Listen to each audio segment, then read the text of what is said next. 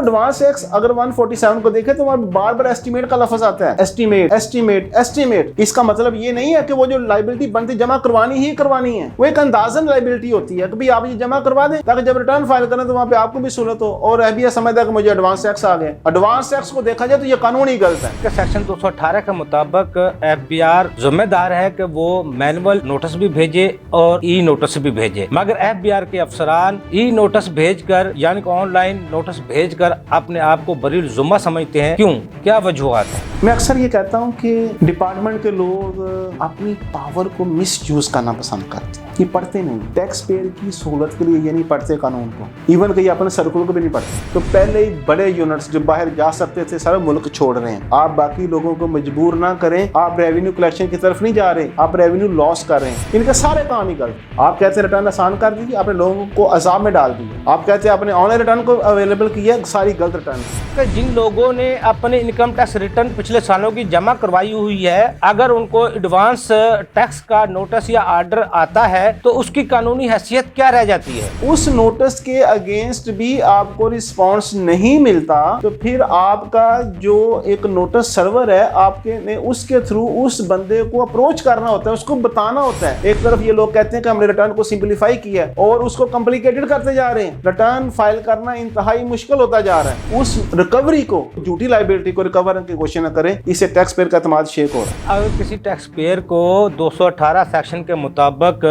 Notice या order ना मिला हो तो फिर उसकी लिमिटेशन कब शुरू होगी? इतने क्वेश्चंस हैं एफबीआर के ऊपर, इतने क्वेश्चंस हैं कि आप जिस इशू को देखते हैं वहां पे क्वेश्चन रेज होता है। जो डिजिटल इनवॉइसिंग की डेडलाइन है इसको मजीद बढ़ा दें। मैं चेयरमैन एफबीआर से कहता हूं सर ठीक है आप बहुत मेहनत कर रहे हैं लेकिन आपके ऑफिसर आपकी बात कोई नहीं मानते, आप फिर अकेले ही मेहनत कर रहे होंगे और आपकी सुनने वाला कोई नहीं, इसलिए सारे ऑर्डर गलत पास होते हैं। मैंने कई ऑर्डर ऐसे ऑब्जर्व किए हैं जिसमें पूरा रिकॉर्ड सबमिट किया जाता है और वहां पर लिखा जाता है रिकॉर्ड सबमिट नहीं है। क्या आप टैक्स पेयर के साथ ज्यादती नहीं कर रहे हैं? एफबीआर के अफसरान कब छापे और बैंक अटैच कर सकते हैं? ये सब जो एफबीआर का हाल है ना, मैं कहता हूँ दोबारा पुराना सिस्टम ही ले आए। वकला आपके फीसद से बेहतर परफॉर्म करेंगे और बेहतरीन रिटर्न फाइल करें। आप मुझे बताएं कितने लोग हैं टैक्स पेयर जो खुद से लॉगिन हो सकते हैं? आपने पिछले 1 साल से टैक्स पेयर को, टैक्स प्रैक्टिशनर को ज़हनी अज़ियत में रखा हुआ है। क्या हर नोटिस पर अमल दरामद या कार्रवाई जरूरी है? और ये सब आप हैरान होंगे कि कुछ अर्सा पहले मैं ऑनरेबल लाहौर हाई कोर्ट में एक कोर्ट में बैठा था तो वहाँ पे डिपार्टमेंट ने केस फाइल किया हुआ था। अंदाजा लगा ये सब रिकवरी नोटिस अगर आप सेक्शन 138 को या उधर 48 को देखते हैं तो वहाँ पे मे का लफ्ज है। मे का लफ्ज मतलब पता क्या होता है? और अपना गुस्सा निकालने के लिए उस रिकॉर्ड को एंटरटेन ही नहीं करते, उसको समझते नहीं, लिख देते हैं एक लाइन टैक्स पे ने ऑर्डर नहीं पास किया।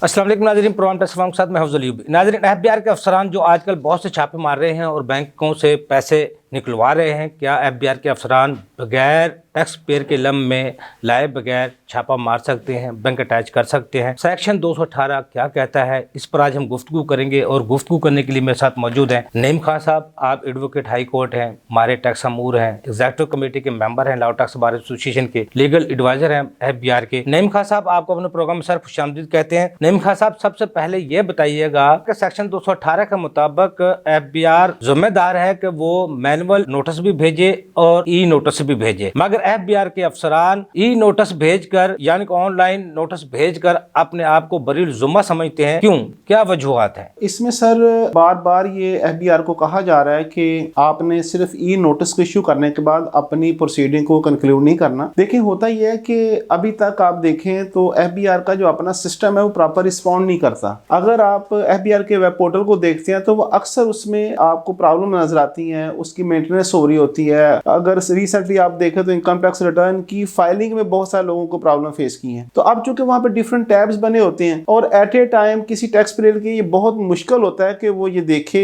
उसको कोई नोटिस इशू हुआ है कि नहीं हुआ। तो उस चीज को आपने इंश्योर करने के लिए सेक्शन 218 को प्रॉपर तरीके से लेजिस्लेटर ने उसको वहां पे ड्राफ्ट किया और उसके बाद उसको अप्रूव किया। उसमें देखे कहा यह गया है कि आप इंश्योर करना है कि क्या वो जो नोटिस है वो टैक्स पेयर तक पहुंच गया किया है, वहां पे सर्व का लफ्ज यूज किया हुआ है। बेसिकली आपने सर्विस करवानी है, सर्विस की पूरा एक प्रोसीजर है। आपने एक नोटिस इशू किया, ठीक है, आपने सबसे पहले ई नोटिस इशू किया, लेकिन अगर आप सेक्शन 218 की वो जो लिस्ट है जिसमें सारे प्रोसीजर को फॉलो करना है, तो इलेक्ट्रॉनिक नोटिस सबसे आखिर में आता है। तो इसलिए आपको चाहिए कि आप उस प्रोसीजर को फॉलो करें। आपने यकीनी भी ये बनाना होता है कि क्या वो नोटिस उस टैक्स पेयर तक पहुंच गया है। अब उसके प्रोसीजर है, आप समझते हैं कि आपने ई नोटिस इशू कर दिया, ओके बिल्कुल ठीक है, उसका एक टाइम होगा। उस टाइम के बाद अगर आप समझते हैं कि उसका रिस्पॉन्स नहीं आया, तो फिर आपने थ्रू कोरियर अपना वो नोटिस उसको दोबारा सेंड करना होता है। और अगर उस गिवन टाइम के बाद उस नोटिस के अगेंस्ट भी आपको रिस्पॉन्स नहीं मिलता, तो फिर आपका जो एक नोटिस सर्वर है आपके ने उसके थ्रू उस बंदे को अप्रोच करना होता है, उसको बताना होता है कि आपके खिलाफ हम ये प्रोसीडिंग ओपन करने जा रहे हैं। और आखिर में अगर वो नोटिस वहां पे रिसीव नहीं होता, तो फिर सेक्शन 218 में लिखा हुआ कि जो सीपीसी का प्रोसीजर है, जिसमें चस्पांदगी मैं समझता हूं कि एक प्रोसीजर है, आप फिर उसके घर के बाहर जाके नोटिस चस्पा करके आए। देखिए, आप एक बंदे को टैक्स लगाने जा रहे हैं, ये नहीं हो सकता कि आप सिर्फ ई नोटिस इशू करें, उसको प्रोसीडिंग मुकम्मल करने के बाद कहें जी हमने टैक्स चार्ज करना है। ऐसे नहीं होता। आप टैक्स ऑफिसर हैं, आपने टैक्स कलेक्ट करना है, लेकिन आपने उस बंदे को बताना है। देखिए, जिंदगी में ये सारा प्रोसीजर क्यों आपने ब्रीफ किया? इसलिए किया कि देखें, आपके एड्रेस चेंज हो सकते हैं, बंदा अवेलेबल नहीं हो सकता, वो टैक्स पेयर मुल्क से बाहर जा सकता है, उसका बिजनेस प्रेमिसेस चेंज हो सकता है, उसकी जो रेजिडेंशियल प्रेमिसेस है वो भी चेंज हो सकता है। तो आपने सारी चीजों को देखना होता है। आपने बड़ा एक कॉशनरी मेजर्स लेते हुए इन चीजों को मुकम्मल करना है। देखिए, फर्स्ट टाइम आपने उस बंदे को अप्रोच करना है, उसकी एग्जिस्टेंस को आपने साबित करना है, उसके बाद फिर आप अपनी प्रोसीडिंग को इनिशिएट करेंगे। अब मैं बेशुमार जगहों पे देख चुका हूं कि नोटिस इशू नहीं प्रॉपर होते और बैक एंड पे officer x party order pass कर देता है, जबकि एफबीआर ने अपने सर्कुलर 7 में ये क्लियर लिखा हुआ है कि भाई आपने नोटिस सर्व करने के बाद फिर उसको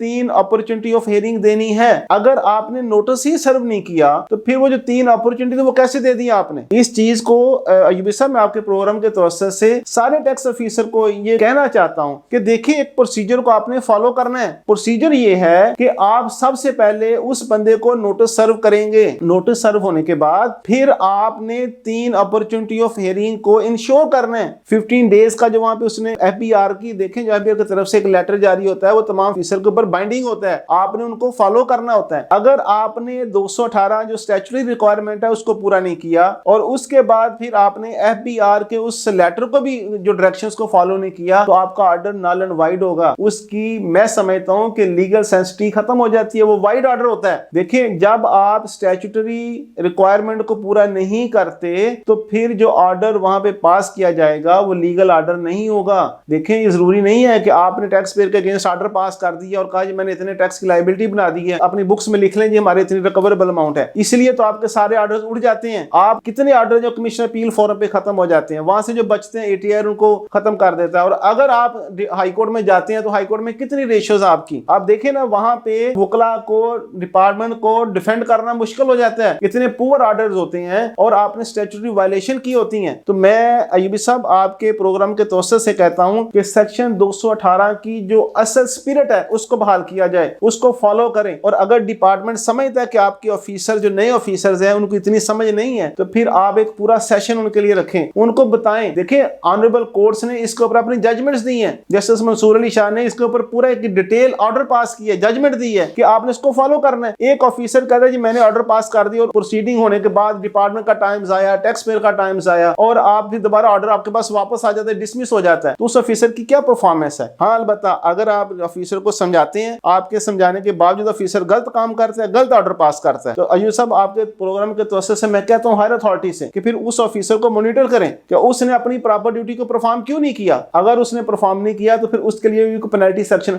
इंडोर्स करे वहां पे। सर नईम खान साहब, ये भी बताइएगा, अगर किसी टैक्स पेयर को 218 सेक्शन के मुताबिक नोटिस या आर्डर ना मिला हो तो फिर उसकी लिमिटेशन कब शुरू होगी? अयूब साहब, आप कोई भी कानून देख लें, इनकम टैक्स ऑर्डिनेंस को देख लें, आप सेल टैक्स एक्ट को देख लें, आप सीपीसी को देख लें, जिस जगह पे लिमिटेशन लेजिस्लेचर ने फिक्स की है, लिमिटेशन एक्ट को देख लें, वहां पे कहा जाता है कि जब वो चीज उस बंदे के नॉलेज में आएगी तो फिर लिमिटेशन स्टार्ट होगी। अभी मैंने आपसे गुजारिश की कि सेक्शन 218 का पर्पज ही यही था कि आप इंश्योर करें कि क्या उस बंदे तक नोटिस या ऑर्डर पहुंच चुका है। अब आपने तो उस प्रोसीजर को फॉलो ही नहीं किया। अगर कोई ऑफिसर ये कहता है कि मैंने एक ऑर्डर पास कर दिया है और उसके विद इन 30 डेज एक बंदे ने अपील फाइल करनी है, अब उस तक आपने ऑर्डर नहीं पहुंचाया, आप तो कह रहे हैं जी मैंने ई ऑर्डर पास कर दिया है, वहां से वो बंदा पता कर ले। आप मुझे बताएं कितने लोग हैं टैक्स पेयर जो खुद से लॉगिन हो सकते हैं? आप तो आए दिन अपने लॉगिन का फॉर्मेट चेंज करते जा रहे हैं। जो बंदा रूटीन में प्रैक्टिस कर रहा है उसके लिए समझना मुश्किल होता जा रहा है। आपने पिछले 1 साल से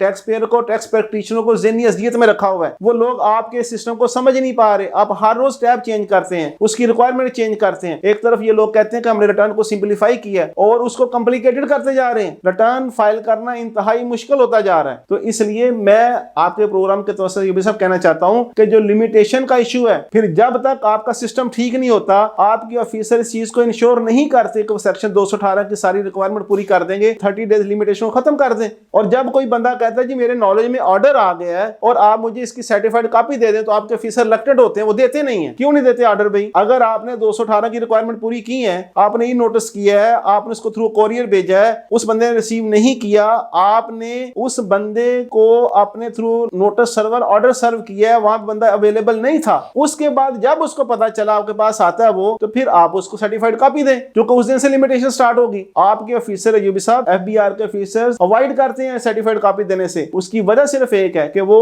उस प्रोसीजर को फॉलो नहीं करते, फिर अपनी नेग्लिजेंस के ऊपर पर्दा डालने के लिए वो टैक्स पेयर को तंग करते हैं। और जब अपील फाइल करने जाता है, फिर वहां से उसको कंडोनेशन एप्लीकेशन देनी पड़ती है और कमिश्नर अपील के पास जाके जो प्रॉब्लम फेस करता है वो एक अलग होती है। और ये सब आपके प्रोग्राम प्रोसेस से मैं एक और बात कहना चाहता हूं, ये अभी तक मैंने एफबीआर के जो ऑफिसर्स हैं जो टैक्स ऑफिस में काम कर रहे हैं उनकी बात कर रहा हूं। अगर आप कमिश्नर अपील का ऑफिस देखते हैं तो वहां पे भी यही हाल है। कमिश्नर अपील का ऑफिस ऑर्डर पास करता है और उसके बाद वो किसी कोरियर के थ्रू उस बंदे तक ऑर्डर नहीं पहुंचाता। मेरी बात सुने सर, ये भी सब मैं आपको कई ऑर्डर दिखा सकता हूं। ऑफिसर एक ऑर्डर की फाइनल हियरिंग फिक्स करता है से आज, अब वो बंदा चक्कर लगाता जा रहा है कि सर मेरा ऑर्डर कब बनेगा, मेरा ऑर्डर कब साइन होगा, और वो ऑर्डर साइन होता जाके 6 माह बाद वो बंदा भूल चुका होता है, जिंदगी की और मसरूफियत में उलझ चुका होता है। उसे नहीं पता चलता कि मैं जो केस अटेंड करके आया था उसका मुकद्दर क्या बना। और जब वो भूल जाता है, ये नोटिस, ये ऑर्डर, ई ऑर्डर पास कर देते हैं, पोर्टल पे चला जाता है और उसको, क्योंकि वो तो सोच रहा होता है कि भाई मैं 6 माह तक तो चक्कर लगा चुका हूं, ये तो मेरा ऑर्डर ही नहीं पास कर सकते, पॉसिबिलिटी दोबारा हियरिंग फिक्स हो। और इसके ऊपर भी ऑनरेबल कोर्ट्स ने ये अपनी जजमेंट पे पास की है कि आपने आउटडेटेड ऑर्डर पास नहीं करने, जिस दिन आपकी हियरिंग होगी उस दिन ऑर्डर पास होगा। यहाँ पे 6 माह बाद ऑर्डर पास होते हैं। मैं अयूबी साहब आपके प्रोग्राम की तरफ से चेयरमैन एफबीआर को और एसोसिएट जितने भी डिपार्टमेंट हैं, मैं उनको कहना चाहता हूं कि अपने ऑफिसर के ऊपर स्ट्रिक्ट ऑब्जर्वेशन रखें कि ये कैसे पॉसिबल है कि 3-3, 4-4, 5-5 माह बाद ऑर्डर पास हो रहे हो। भाई आपने आज हियरिंग की है, आप तो फैक्ट्स ही भूल जाएंगे। उसके वकला ने वहां पे क्या आर्गुमेंट किए थे, आपने कितना लिखा होता ऑर्डर, इनकी फाइल्स चेक करें। इनकी नोट शीट पे कोई ऑर्डर नहीं लिखा जाता, वो सिर्फ कहते हैं जी मैंने इसको हर्ड किया, कंक्लूड कर दिया और ऑर्डर पास कर दिया, इसलिए सारे ऑर्डर गलत पास होते हैं। मैंने कई ऑर्डर ऐसे ऑब्जर्व किए हैं जिसमें पूरा रिकॉर्ड सबमिट किया जाता है और वहां पे लिखा जाता है रिकॉर्ड सबमिट नहीं है। क्या आप टैक्स पेयर के साथ ज्यादती नहीं कर रहे? आपने उसको ई ऑर्डर पास करने के बाद आपने उसको ऑर्डर क्यों नहीं सर्व किया? वो जो कोरियर का एक्सपेंस था जो एफबीआर ने रखा अपने आप के लिए कि ये पैसा आपको इसलिए दिया जा रहा है, आपने कोरियर के थ्रू ई ऑर्डर इश्यू करने हैं, तो वो पैसा कहां जा रहा है? आप इसका कोई हिसाब नहीं करेंगे। एक तो टैक्स पेयर के साथ ज्यादती हो रही है, फिर एफबीआर ने जो पैसा वहां पे रिजर्व किया कि आप इसको यूज करें, वो पैसा कहां जा रहा है? अमाउंट थोड़ी है, बड़ी नहीं है अयूब साहब। आप उस प्रोसीजर को फॉलो करना है। और जब उस बंदे ने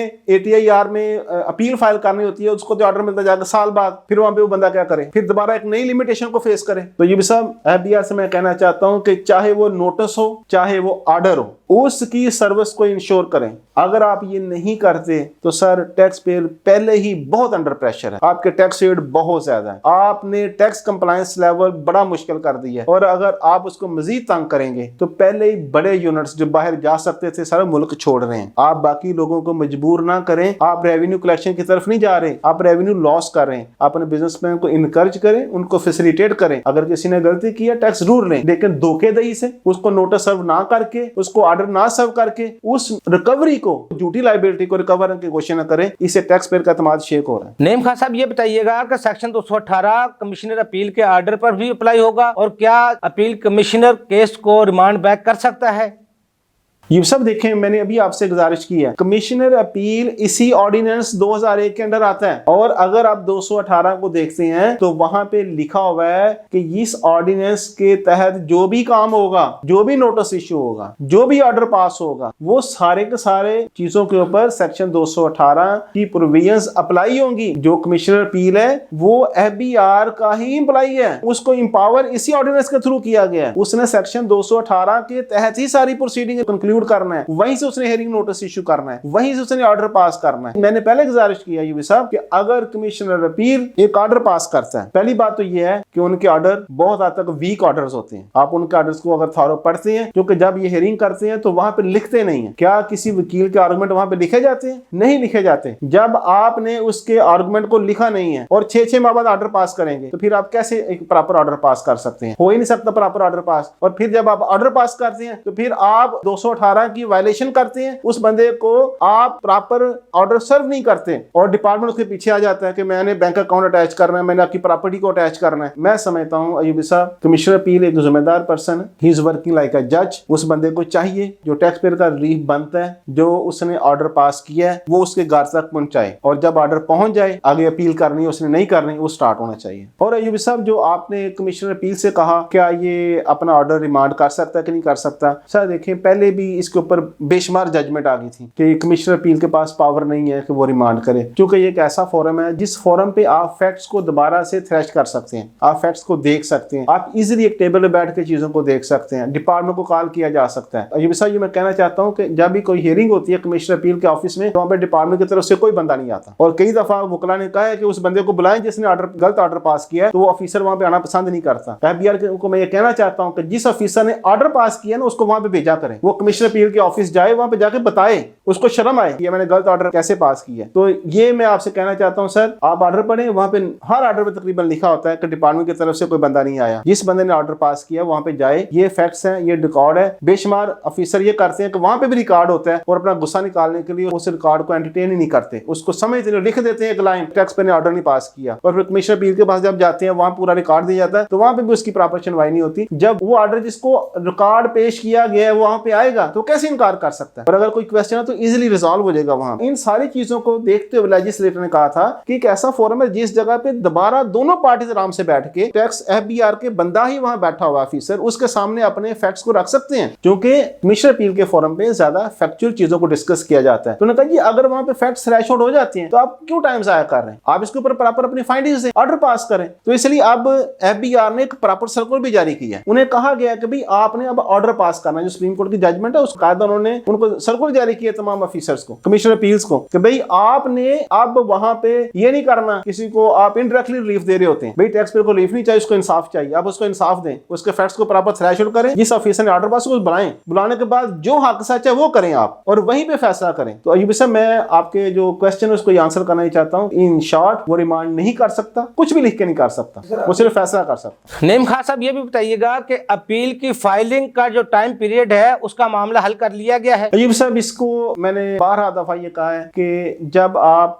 अपील को फाइल करना होता है, कानून में तो लिखा हुआ है आपने विद इन 30 डेज आपने अपील फाइल करनी है, तो सिर्फ वो 30 डेज को पढ़ा जाता है। आप ये क्यों नहीं पढ़ते कि कानून में ये भी लिखा हुआ है कि सर्विस के बाद वो 30 डेज स्टार्ट होंगे। एक टैक्स पेयर को ऑर्डर नहीं मिला तो 30 डेज कैसे स्टार्ट करेंगे आप? 30 डेज फ्रॉम इश्यूएंस ऑर्डर नहीं होता, 30 days from service of order होता है। इश्यूएंस से क्या होता है, आप इशू करके अपने पास रख लें, आप इशू करें और 15-15 दिन आपका नेट नहीं काम कर रहा। अभी आपने रिसेंटली देखा कितने दिन आपका नेट अंडर प्रोसेस रहा है, आपका सॉफ्टवेयर, कितने दिन आपने लोगों को सर्विस नहीं दी, लोगों की रिटर्न फाइल करने में कितनी प्रॉब्लम्स आई हैं। भाई आपने लोगों के घर तक ऑर्डर पहुंचाना है, फिर आप ये कह दें कि भाई आज अगर फाइनल हियरिंग हुई है तो आपको 2 दिन में ऑर्डर मिल जाएगा। आप तो 6-6 माह तक ऑर्डर नहीं टाइप इशू करते। तो इसलिए सर, चाहे वो ऑफिसर हो चाहे वो कमिश्नर अपील हो, मैं कहता हूं कि लिमिटेशन तब से स्टार्ट होनी चाहिए। और इसके ऊपर मैं आपके प्रोग्राम के तौर से FBR को रिक्वेस्ट करना चाहता हूं कि ये एक सर्कुलर जारी करें, हो सके तो बेशक एक एसआरओ जारी करें जिसमें लिखा जाए कि भाई ऑफिसर बताएगा कि मैंने ऑर्डर कब पास किया, कब मैंने कोरियर भेजा, कब मैंने इसको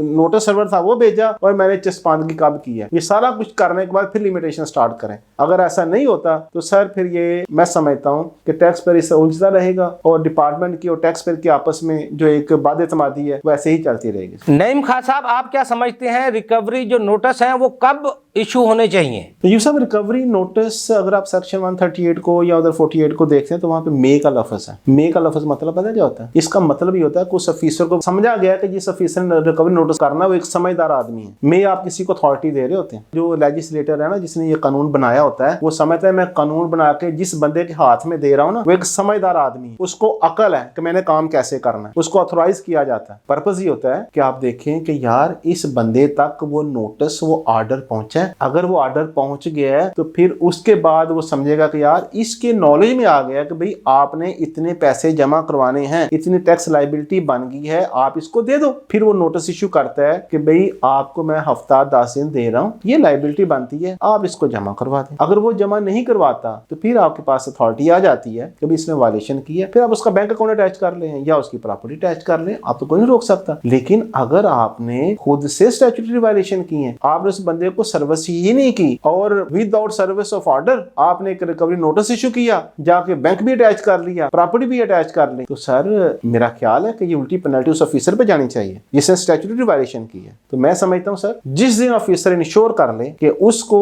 चाहे वो ऑफिसर का ऑर्डर हो या कमिश्नर अपील का ऑर्डर हो, वो उसके घर तक पहुंच के उसको तब रिकवरी नोटिस इशू करना चाहिए। नईम खान साहब, ये भी बताइएगा कि जिन लोगों ने अपने इनकम टैक्स रिटर्न पिछले सालों की जमा करवाई हुई है, अगर उनको एडवांस टैक्स का नोटिस या ऑर्डर आता है तो उसकी कानूनी हैसियत क्या रह जाती है? ये सब बिल्कुल मैंने भी ये ऑब्जर्व किया है डिफरेंट जगहों पे। एक साल से अगर आप 2024 लगा लें तो उसकी रिटर्न फाइल हुए भी एक साल गुजर गया है और उसके लोगों को आज रिकवरी नोटिस आ रहे हैं। ये तो ये सब क्या करें, इतने क्वेश्चंस हैं एफबीआर के ऊपर, इतने क्वेश्चंस हैं कि आप जिस इशू को देखते हैं वहां पे क्वेश्चन रेज होता है। तो भाई उस बंदे की रिटर्न को चेक करें, उसकी रिटर्न आपके पास आ चुकी हुई है, आप देखें कि यार 147 के एडवांस टैक्स था, इस रिटर्न के अगेंस्ट इसने ये एडवांस टैक्स पे करना था, क्या उसने एडवांस टैक्स पे कर दी है? उसकी रिटर्न फाइल हो गई है, उसकी टैक्स लायबिलिटी उसने पे कर दी है, फिर एडवांस टैक्स की क्या मुझे बताएं ना, क्या करना चाहते हैं? डबल टैक्स करेंगे आप? उसे रिटर्न फाइल कर दी, वहां पे उसने लायबिलिटी पे कर दी, अब कहते नहीं आपको एडवांस टैक्स लेता तो वो जमा करवाएं। भाई एडवांस टैक्स उस लायबिलिटी के अगेंस्ट जमा करवाना था जो उसने पे कर दी है। और ये भी सब आप हैरान होंगे कि कुछ अर्सा पहले मैं ऑनरेबल लाहौर हाई कोर्ट में एक कोर्ट में बैठा था, तो वहां पे डिपार्टमेंट ने केस फाइल किया हुआ था।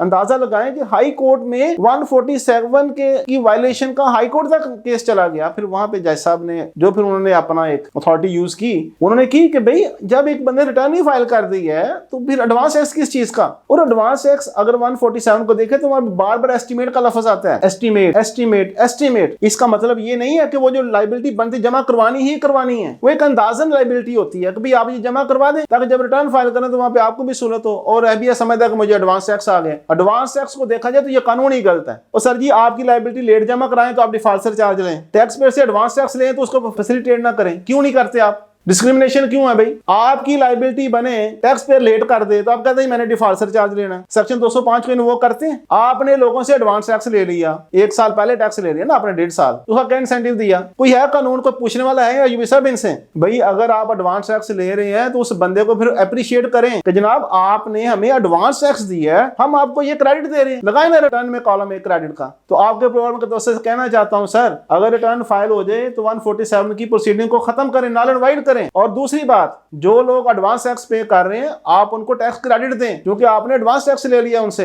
वो लोग विद होल्डिंग भी जमा करवा रहे हैं, वो लोग इलेक्ट्रिसिटी बिल के ऊपर भी टैक्स पे कर रहे हैं, वो अपनी टेलीफोन बिल्स के ऊपर भी टैक्स पे कर रहे हैं, वो जो प्रॉपर्टी बाय करे वहां भी टैक्स पे करते हैं और फिर आपका एडवांस टैक्स भी जमा करवाते हैं। वो तो आपको लाखों रुपया एडवांस टैक्स दे रहे हैं, आप उसको टैक्स क्रेडिट दें। ये सब आपके प्रोग्राम के तौर से मैं लेजिस्लेचर को भी कहना चाहता हूं, मेरी प्रपोजल है कि वो लोग जो एडवांस टैक्स पे कर रहे हैं, जिस तरह आप लायबिलिटी लेट होने पे डिफॉल्ट लेते हैं, एडवांस टैक्स जमा होने पे आप उस बंदे को टैक्स क्रेडिट जरूर दें। नईम खान साहब, ये भी बताइएगा कि एफबीआर के अफसरान पेनल्टी नोटिस के बाद कितनी मुद्दत में कार्रवाई कर सकते हैं?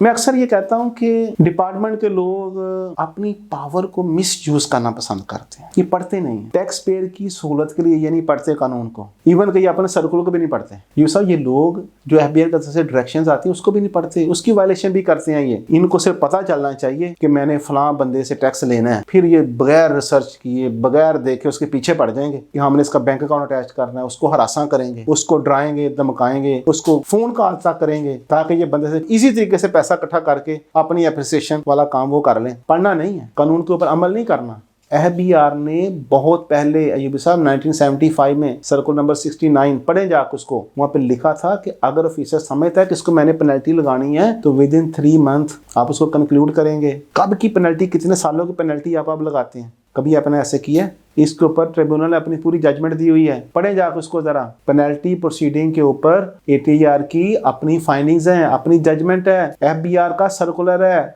आपको ऑर्डर भेजा हुआ उन्होंने कि पेनल्टी प्रोसीडिंग को कैसे आपने कंक्लूड करना है। तो ये साहब अगर कोई बंदा इनकी वायलेशन कर रहा है, वो with in 3 month penalty proceeding को कंक्लूड नहीं करता, उसको इनिशिएट नहीं करता, तो फिर वो अपने FBR की ऑर्डर की भी वायलेशन कर रहा है और ATR का जो जजमेंट है उसकी भी वायलेशन कर रहा है। तो सर इनको चाहिए कि इन चीजों को पढ़े, अदरवाइज टैक्स बार सारे वकला माशाल्लाह पूरी रिसर्च करते हैं, ऐसा ना हो कि फिर ये सारा कानून इनके ऊपर अप्लाई होना शुरू हो जाए। नईम खान साहब, क्या हर नोटिस पर अमल दरामद या कार्रवाई जरूरी है? इसमें DG खान सीमेंट की जजमेंट पढ़े ना, ऑनरेबल कोर्ट ने वहां पे क्या एक्सप्लेन किया है, पेनल्टी क्या है, कोर्ट्स ने इसको डिफाइन किया है। Penalty is not a source of income. आप लोगों से रेवेन्यू ले तो रहे, कौन सा बंदा जो टैक्स नहीं पे कर रहा? आप कभी डायरेक्ट टैक्स ले लेते हैं, कभी होल्डिंग टैक्स ले रहे होते हैं, इनडायरेक्ट टैक्सेस इकट्ठा करते जा रहे हैं। पेनल्टी क्या होती है? पेनल्टी का सिर्फ एक पर्पस होता है कि यार अगर कोई बंदा बार बार वायलेशन कर रहा है तो या फिर उसको बुलाएं, उसको तंबीह करें कि यार देखें टैक्स हम आपसे लेंगे, लेकिन क्योंकि आप वायलेट कर रहे हैं अपने सारी पेमेंट को, तब हम आपसे पेनल्टी भी लेंगे। अब ऐसी ऐसी चीजें हैं